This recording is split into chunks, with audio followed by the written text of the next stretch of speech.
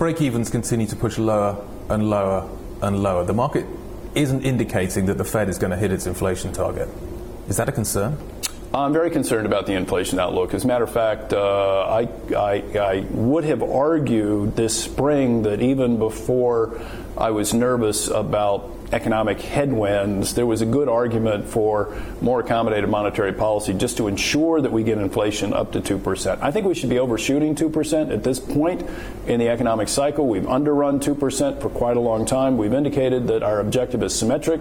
We should spend time above 2% as well as below 2%. We should be averaging 2%. We've had trouble getting to 2%. We haven't averaged 2%. So I think if we took actions to ensure that we overshot 2%, 2.25%, even 2.5% is not really a challenge given symmetry of our objective, then you would be more assured that you would get to 2% if you found headwinds. So if you try to aim higher and then you're knocked down a little bit, at least you could get to 2%. Yeah. So do you think monetary policy therefore needs to be even more accommodative, given kind of where we are now, given where break-evens are, and given where they're signaling that we're going to go?